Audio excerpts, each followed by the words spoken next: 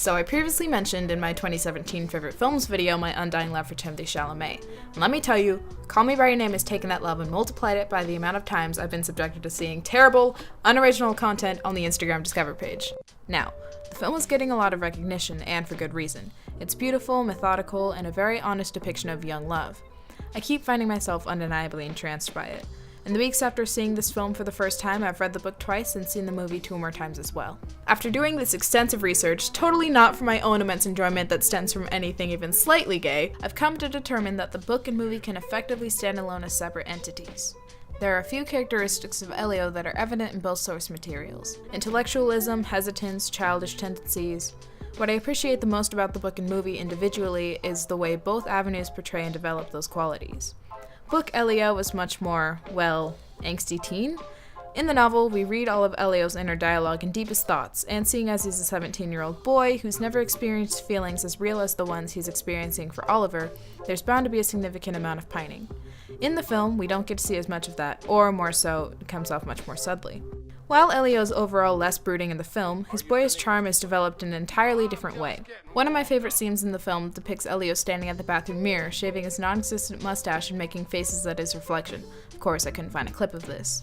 But, in another scene, after he's gained a bit more confidence, you know, right before the whole "I just grabbed your crotch, what are you going to do about it" bit, he mocks Oliver as he extends an invitation to go out into town together. Of course, unless you have more important business going on.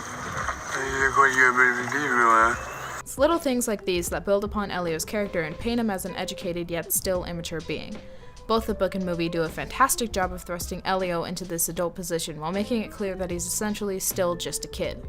That being said, the book focuses more on Elio battling his internal shame and coming into his manhood. There are only a few instances of the book that accentuate Elio's youth, most of which are negative.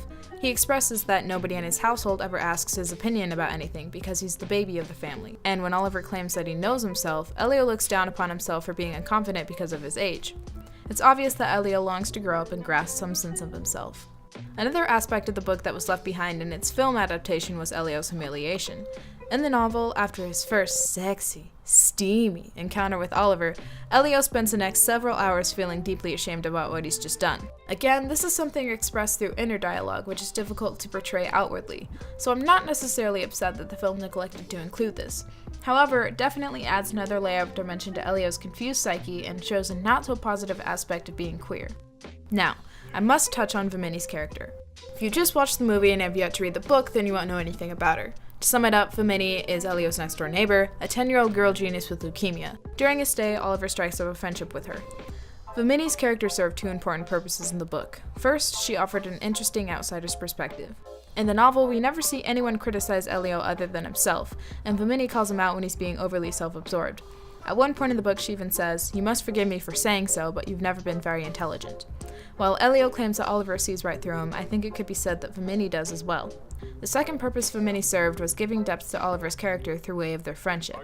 In the book, Elio claims that he's never seen a friendship so beautiful or intense. The relationship between Vimini and Oliver provided a clever way of displaying how delicate and caring Oliver can be, and by not including Vimini in the film, Oliver ultimately suffered as a character. Watching the film, as beautiful of a story as it is, I certainly felt more connected to Elio than I did Oliver. I think that with the addition of Vimini, it would have given the audience more of a reason to fall in love with Oliver in the way Elio did. Then there are some minute differences between the book and movie, like Elio and Oliver's trip to Rome. To this, the book devotes an entire section depicting every detail of their trip and introducing new characters. The movie spends a relatively short amount of time on it, packing a lot of their trip into a montage, which, let me just say, is the sweetest, gayest shit. I mean, can we talk about how when they're hiking, Elio just turns to Oliver and caresses the side of his face and just looks so in love? It's so sweet. The second Mystery of Love starts playing, I lose it. Every single time. But I digress. The trip to Rome is primarily just a nice additive. While it took up a good chunk of the book, I can understand why it was pared down in the film. When it comes down to it, Call Me By Your Name is a story of vulnerability and love, and the book and film tell the story in equally gorgeous ways. If you haven't yet jumped on the bandwagon, now's the time.